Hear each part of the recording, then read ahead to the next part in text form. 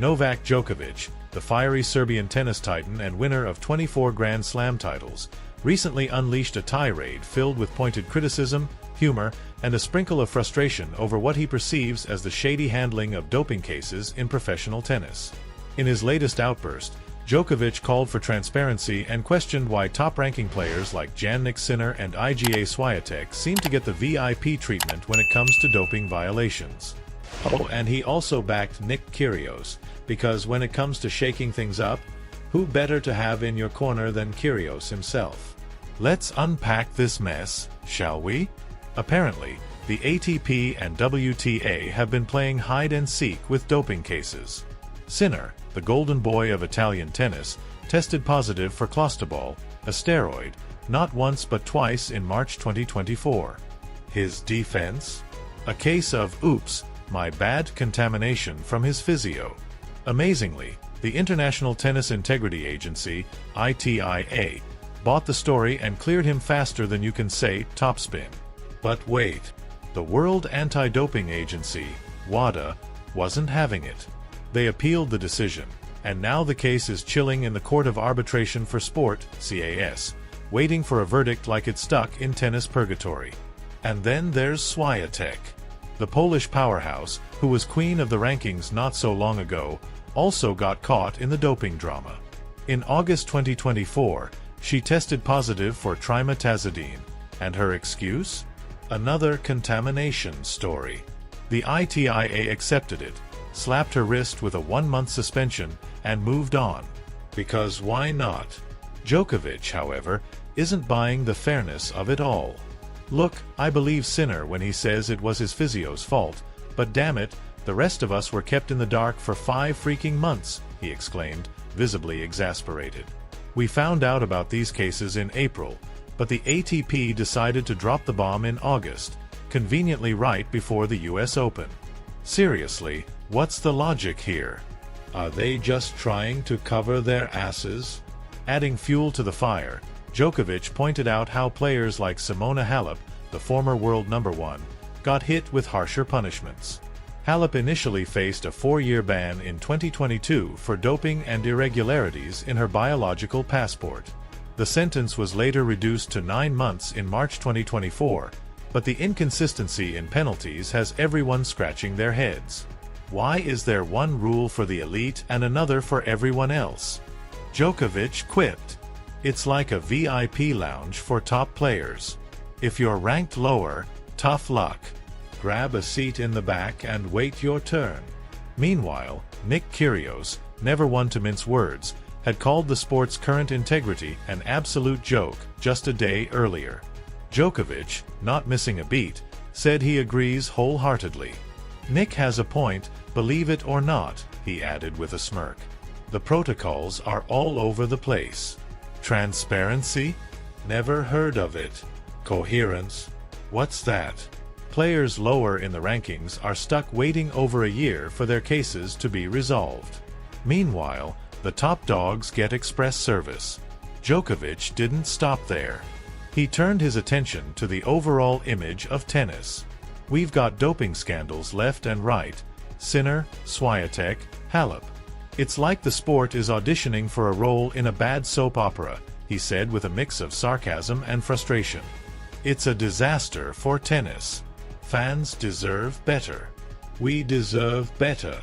As Djokovic gears up to play doubles with Kyrgios in Brisbane this week, the duo seems poised to shake up the tennis establishment, both on and off the court. Whether the ATP and WTA will take their criticism to heart remains to be seen. But one thing's for sure, Djokovic isn't done talking, and Kyrgios is more than happy to back him up. Tennis has never been so dramatic, and honestly, we're here for it. Kyrgios, the ever-controversial Aussie tennis star with a knack for stirring up drama, has once again picked up his verbal flamethrower and aimed it squarely at Jannik and IGA Swiatek. This time, he's gone on a fiery rant, accusing them of dragging the sport of tennis through the mud with their doping scandals. And let's be real, when Kyrgios decides to speak his mind, it's like opening Pandora's box of sass, humor, and just a sprinkle of outright savagery. The drama began with Jannik, who tested positive not once but twice for clostebol earlier this year. And let's not forget Swiatek, the former WTA queen, who also got caught with a banned substance in her system, claiming the usual "oops, it was an accident" defense. But Kyrgios isn't buying any of it. If it's a mistake, how the hell does it happen twice? Are they sniffing steroids by accident at breakfast? He quipped during a press conference ahead of the Brisbane tournament. And don't even get me started on how quickly they sweep it under the rug for these top players. Kyrgios, who hasn't swung a racket in a competitive match since mid-2023, is making his return to the court. But before hitting any forehands, he's hitting hard with his words, turning his press tour into a crusade against doping hypocrisy. Look, I get it. I've smashed a racket or two, or 20, and I get fined like I've committed a war crime. But these guys? They test positive for performance-enhancing drugs, and it's like, oh, let's just keep it quiet, shall we? Kyrgios vented, rolling his eyes dramatically. He didn't stop there. The sport's integrity is in the toilet right now, mate. It's not just bad for tennis, it's bloody embarrassing. People are starting to compare us to cycling. What's next? Blood bags and syringes courtside. Kyrgios said, his tone shifting between sarcastic and dead serious. 2 world number ones caught doping in the same year? That's not just bad luck, that's a bloody nightmare. Kyrgios has also taken issue with how these cases were handled. Sinner, for example, was stripped of points from a tournament where he tested positive, but the ITIA cleared him of wrongdoing after he claimed accidental contamination by his physiotherapist. Oh, so it's the physio's fault now? Next thing you know, they'll blame the ball boy, Kyrgios exclaimed. Meanwhile, Swiatek got off with a 1-month suspension after her case was deemed an accident. Funny how these accidents keep happening at the top of the rankings, isn't it? Kyrgios added with a sarcastic chuckle. Despite the ITIA's attempts to downplay these incidents, Kyrgios believes they've left an indelible stain on the sport. It's a joke, plain and simple. The fans deserve better than this circus, he said, shaking his head. You've got people out there waiting years to clear their names, but if you're a big name with sponsors to protect, it's like, move along, nothing to see here. It's bullshit.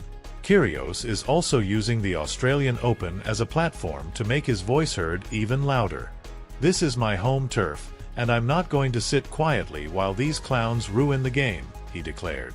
People can say I'm dramatic or whatever, but at least I'm honest. I might throw a tantrum on court, but I'm not out there cheating. His remarks have reignited a fierce debate within the tennis community, with some applauding his courage to speak out and others accusing him of being a loose cannon. But love him or hate him, Kyrgios is undeniably making people pay attention. The sport needs to clean up its act, he said as he wrapped up the press conference. Because right now, it's looking like a bloody joke. And I'm not here to play in a clown show. As he prepares to make his comeback in Brisbane, Kyrgios remains unapologetically himself, outspoken, fiery, and absolutely unwilling to back down. One thing's for sure, the tennis world is a lot more entertaining and a lot messier with him in it. Nick Kyrgios, never one to shy away from controversy, took center stage once again with his fiery opinions on the ongoing doping scandals involving Jannik Sinner and IGA Swiatek. In his signature blunt style, Kyrgios left no room for ambiguity, calling out the ATP and WTA for their handling of these cases, which he described as downright embarrassing for the sport.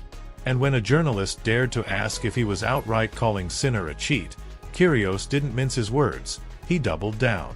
Look, I'm just saying, if the guy didn't do anything wrong, why the hell were his points and prize money taken away? The ATP doesn't just do that for fun, do they? Clearly, they thought something shady went down, Kyrgios fired back, his tone dripping with sarcasm. Sinner's doping saga reads like a bizarre soap opera. The Italian tested positive for clostebol not once, but twice, during Indian Wells, all thanks to his physio/villain of the story, Giacomo Naldi. Apparently, Naldi used trophodermin, a cream containing the banned substance, to treat a tiny wound on Sinner's left pinky finger. Yes, a pinky injury spiraled into an international doping scandal.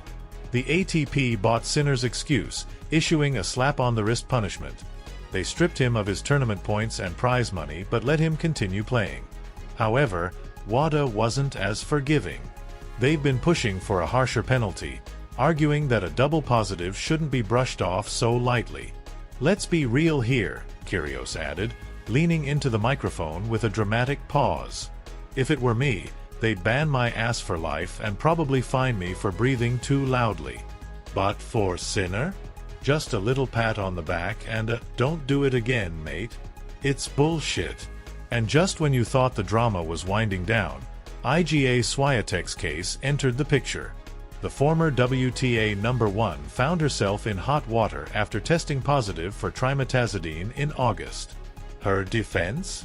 The classic accidental contamination excuse, which seems to be the doping equivalent of "the dog ate my homework." The International Tennis Integrity Agency, ITIA, accepted her story and handed her a 1-month suspension, barely a slap on the wrist for someone of her stature. After her brief time out, Swiatek jumped right back into the circuit, unscathed and ready to win more Grand Slams. But Kyrgios wasn't about to let it slide. 2 world #1s caught doping in the same year? "That's not just bad luck, it's a bloody disaster," he exclaimed, clearly exasperated. "And what's the punishment? A month off, like it's a holiday? Meanwhile, I smash a racket, and they act like I've committed a crime against humanity. Where's the consistency?" Kyrgios didn't stop there. "This is a stain on the sport. Everyone knows it, but no one wants to talk about it. It's disgusting. The integrity of tennis is hanging by a thread, and these cases make us look like a bloody joke," he said, throwing his hands up in frustration. "Cycling's been dealing with this doping crap forever, and now tennis is heading down the same path. If we don't clean this up, we're screwed." Wrapping up his rant, Kyrgios had one last thing to say. "You can call me whatever you want, loudmouth, troublemaker, whatever, but at least I'm honest. I'm not out here pretending everything's fine while the sport goes to shit. Someone's got to speak up, and clearly, it's not going to be the ATP or WTA." As Kyrgios gears up for his return in Brisbane, it's clear he's bringing more than just his on-court talent to the table. Love him or hate him, he's forcing tennis to confront some uncomfortable truths. And if you think this is the last we've heard from Kyrgios on the matter, think again. He's just getting started.